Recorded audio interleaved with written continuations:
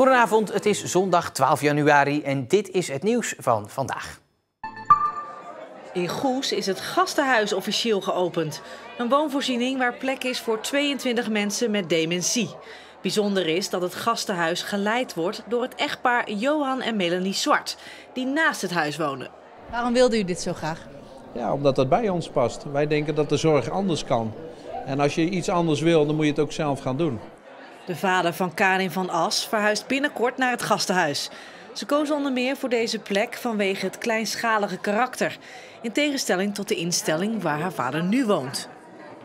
En dan als je op een gegeven moment wat slechter wordt, moet je daar naar een gesloten afdeling. Dat is allemaal heel begrijpelijk. De mensen daar zorgen heel goed voor iedereen. Maar hebben wel echt, denk ik, een hele hoge workload. Dus het is net even wat minder tijd voor de mensen apart. Maar ja, ook gewoon toch wel om de uitstraling van Johan en Melanie. En hoe ze dit gaan doen. Dat sprak ons allemaal heel erg aan. Dit is het 11e gastenhuis in Nederland. En de kamers zijn niet alleen voor mensen met een dikke portemonnee. Ik zei net tegen mevrouw, we zouden bijna een pre-inschrijf doen, dat we het zo mooi vinden. En ik denk als je nou op deze manier oud bent en oud mag worden, en je zou zo verzorgd worden, dat gun je denk ik iedereen. En het maakt het denk ik voor de mensen die hun ouders hier naartoe moeten brengen een stukje draaglijker om die stap te nemen, denk ik. Er zijn nog enkele kamers beschikbaar.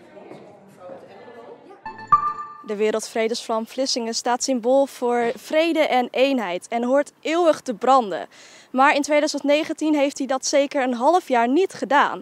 Dat kwam door wat technische problemen. Je hebt een idee van dit wil ik in Vlissingen graag neerzetten. Dit willen we de mensen in Vlissingen graag laten zien. Promoten vrede en veiligheid en op de school ook. En als het dan niet lukt, is dat ook voor mij persoonlijk natuurlijk waardeloos. Laat ik het zo maar eerlijk zeggen. Waardeloos. Het grootste probleem is volgens Schaap de slechte afvoer van de warmte. Daardoor ontstaat vocht en gaat de vlam uit. De stichting kan natuurlijk niet zomaar extra gaten in het monument boren, dus de ontwerper denkt mee over een oplossing. Tot die tijd steekt Schaap de vlam zelf steeds aan als hij uit is gegaan. Ik heb ook een afspraak met de buren hier, 1 of 2 buren, die houden het voor ons in de gaten. Als hij niet brandt, krijg ik een appje of een telefoontje. Gehoopt wordt dus dat de vlam in 2020 heel wat meer uren brandt dan het afgelopen jaar. In de polder bij Nieuw- en Sint-Joosland werd dit weekend hard gewerkt aan een voedselbos in wording. Van een bos is nu nog geen sprake, van oogsten ook niet, maar dat moet over een paar jaar heel anders zijn. De eigenschap van een voedselbos is dat het langzaam begint en steeds meer wordt. Dus het is minder rijk dan gangbare voedselsystemen. Het start met minder opbrengst, maar het wordt steeds rijker. Met dit voedselbos is 2 jaar geleden begonnen. En in tegenstelling tot een landbouwperceel worden in een voedselbos niet 1, maar meerdere gewassen tegelijk gekweekt. Zo kan er straks fruit en noten van de bomen worden geplukt, bladgroenten uit de struiken worden gehaald die onder de bomen staan en wortelen uit de grond daar weer onder. Met als doel? Een enorme wilde, overvloed, ja. En kan dan ook iedereen hier komen plukken en oogsten? Nou, misschien kan het wel. Ja, dat moeten we nog regelen, hoe we dat gaan doen. Ja. Ja, we gaan eerst maar eens produceren en dan zien hoe we het gaan oogsten. Ruim 600 mountainbikers en wandelaars hebben zaterdag meegedaan aan het Duchenne Parent Project. Dat is een fiets- en wandeltocht waarbij geld opgehaald wordt voor het ontwikkelen van een medicijn tegen Duchenne en voor een betere leefkwaliteit voor die patiënten. Nou, de spierziekte van Duchenne is eigenlijk een erfelijke spierziekte waarbij eigenlijk je spieren afbreken. En dat betekent dus dat al je spieren in kracht afnemen. De deelnemers aan de tocht hebben een bedrag van €2035 opgehaald. Morgen een uitgebreid verslag van de ATB-wandeltocht in evenement van de week. Hoek heeft de eerste wedstrijd na de korte winterstop een makkelijke middag tegen VVOG uit Harderwijk. En wint met grote cijfers, 6-0 wordt het.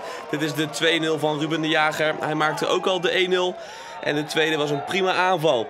De doelpuntenmaker is even later het middelpunt van een opstootje. Het levert hem een gele kaart op, maar ook 2 spelers van VVOG krijgen dezelfde kleur te zien.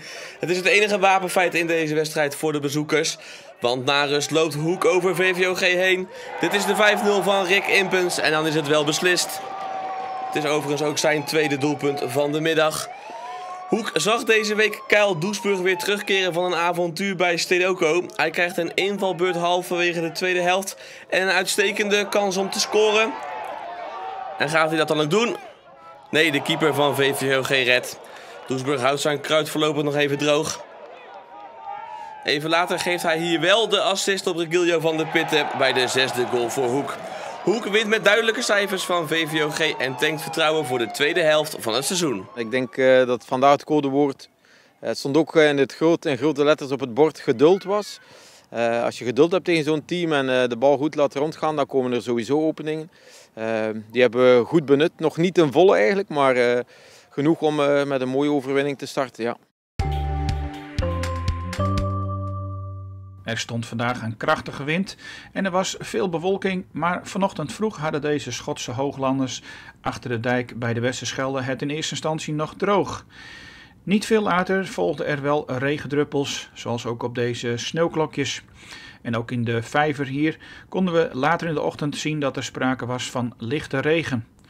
Vanavond en vannacht hebben we bewolking, maar het blijft overwegend droog bij een temperatuur die niet verder zakt dan ongeveer 5 of 6 graden bij een vrij krachtige zuidwestelijke wind.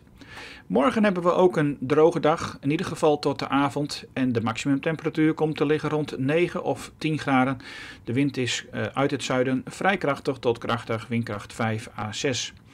En dan de vooruitzichten, dan zien we vooral op dinsdag een onstuimige dag met waarschijnlijk een harde tot stormachtige zuidwestelijke wind en periode met regen. Het is erg zacht met 11 graden, ook op woensdag is dat de maximumtemperatuur en dan hebben we enkele buitjes. Beter weer volgt er op donderdag, dan blijft het droog met de zon erbij en een maximumtemperatuur van ongeveer 10 graden. Tot zover het nieuws en weer voor vandaag. Morgen ben ik er weer en voor nu wens ik u nog een hele fijne zondagavond.